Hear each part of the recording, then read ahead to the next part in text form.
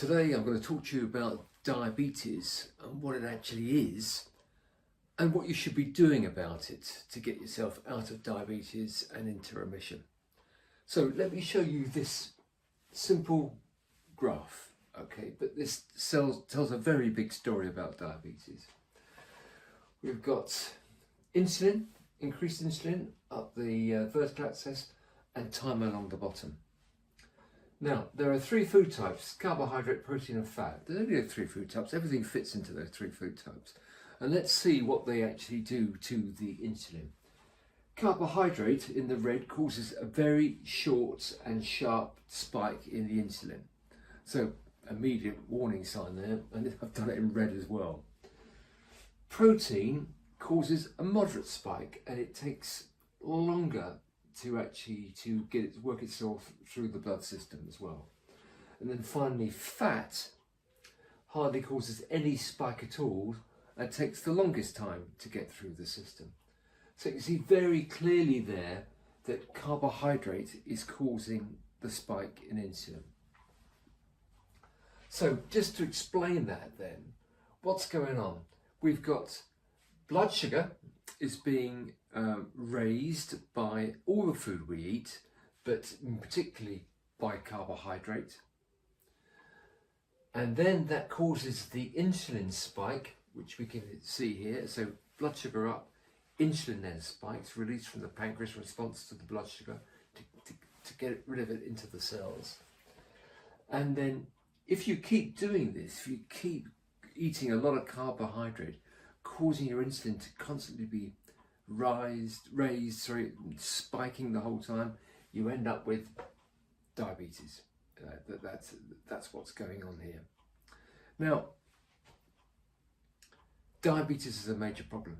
It's a serious health problem for us. We all eat far too much carbohydrate, and this is what's causing it. And you should see diabetes as the forerunner for other really serious, nasty diseases. From diabetes, that can lead on to cardiovascular disease, which leads on to cancer, and then can lead on to Alzheimer's.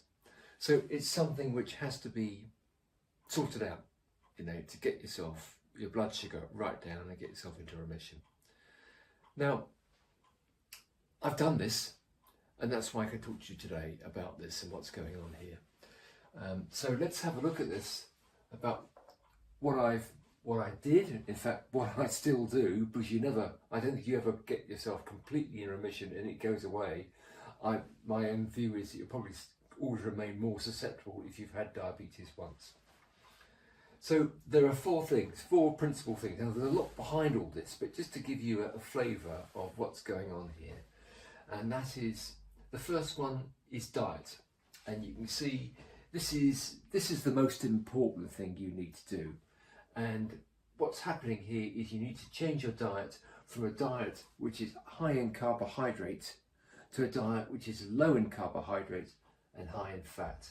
And essentially you want a diet which is high in fats, good healthy fats, moderate in protein and low in carbohydrate. In fact, very low in carbohydrate if you're diabetic.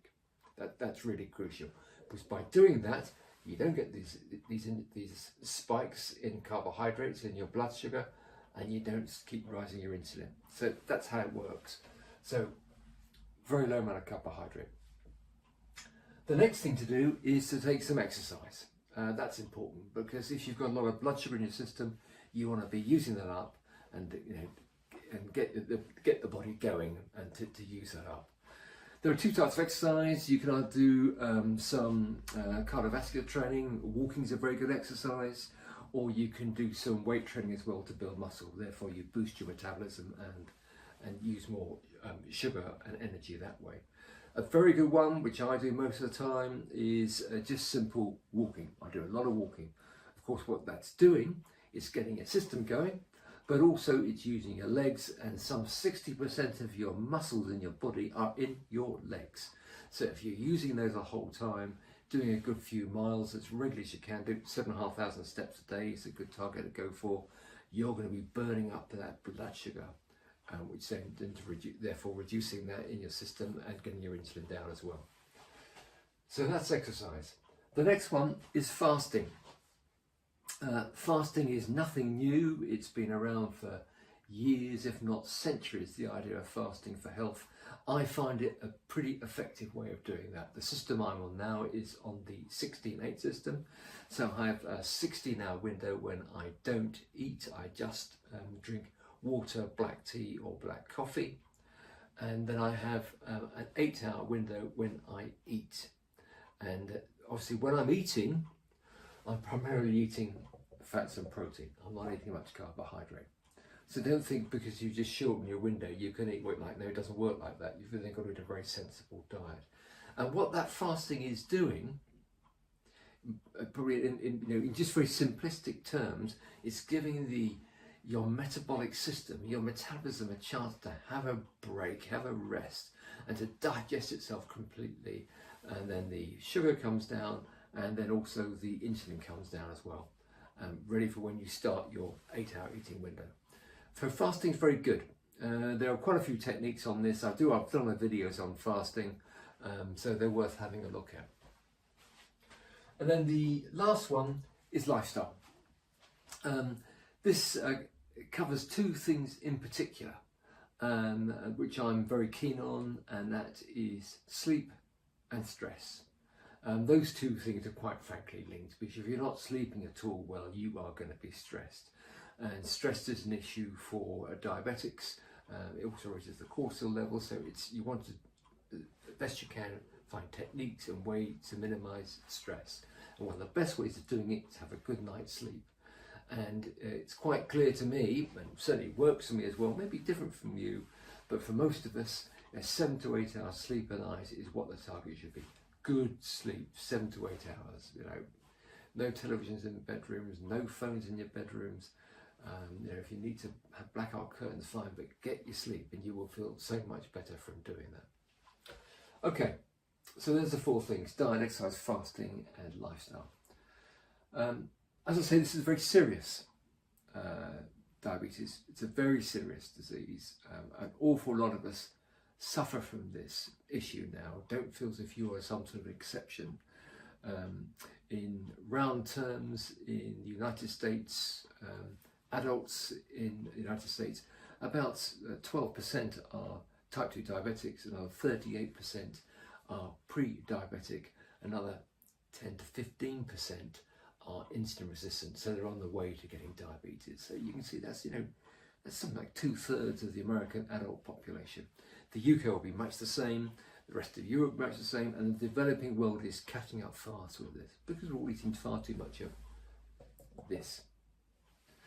Okay, so one more thing to be of help to you. Below I put an arrow there. Below I put a link to a video I put on my website about what I've done here in more detail to get myself out of diabetes. So if you click on that link, that'll take you through the website and you can watch that video. I think it's about 20 minutes from memory, and I hope that will give you more help on diabetes and how to deal with it. It won't go away by itself. You need to take some action on this. If I can be of help, I'd be very happy to help you. Okay, that's me done for today. I hope you found that useful. Talk to you again soon.